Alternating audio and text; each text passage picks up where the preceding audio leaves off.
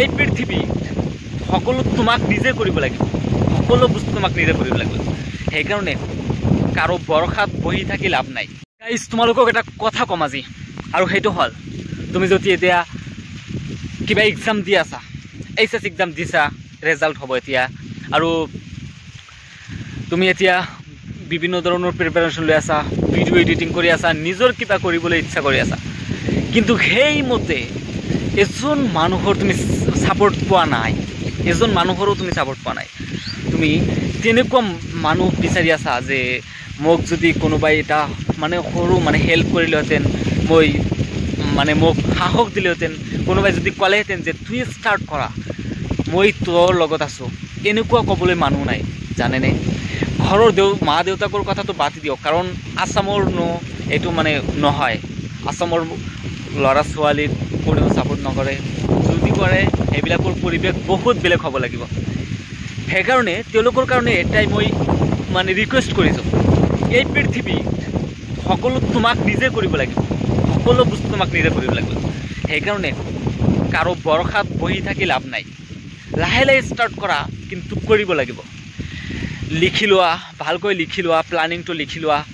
Suppose subscribe বহুত বঢ়াব লাগে তোমাৰ ইউটিউব চেনেলত, কিন্তু সেইটো মোৰো নাই, এইটো মই কোৱা নাই, কিন্তু তোমাক প্লানিং বনাব লাগিব আৰু ৰেগুলাৰ কাম কৰিব লাগিব। পঢ়া শুনাও ঠিক তেনেদৰেই, তুমি যদি ছাৰ বাইদেউসকলৰ লগত কথা নোকোৱা, নিয়মিত দেখা নকৰা, ভালকৈ নপঢ়া, তেনেহ'লে নহয়। এইটো চিম্পল কথা। আৰু এইটো হ'ল সহায়ৰ কথা কৈ আছোঁ। সহায় আজিকালি কোনেও নকৰে, যেতিয়া টকাৰ দিগত মানে যেতিয়া আহিব কথাটো আৰু নকৰিব, কাৰণ তেওঁলোকে টকাৰ পিছে লাগি আছে, তোমাকতো নক'ব, কাৰণ তোমাক কৈ কম্পিটিশ্যন বঢ়াব নোৱাৰে। আৰু সেইকাৰণে নিজক নিজে প্ৰতিষ্ঠা কৰিব লাগিব।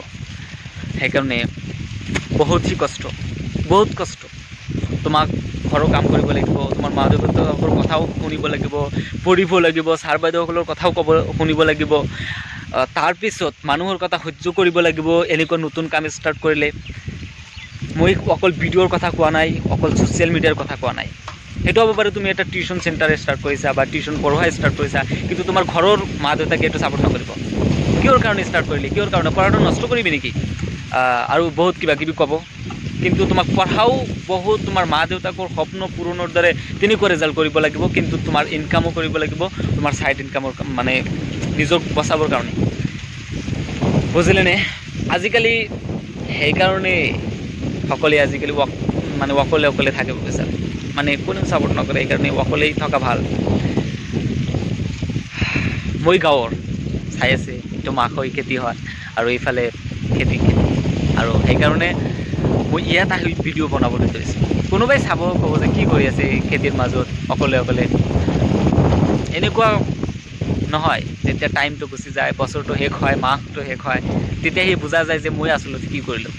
এনেকৈ ৰিগ্ৰেট যাতে ফিল নকৰিব লাগে, যাতে পস্তাব নালাগে, সেইটোৱে মোৰ মানে বহুতহি মানে মিনতি, যে পস্তাব যাতে নালাগে।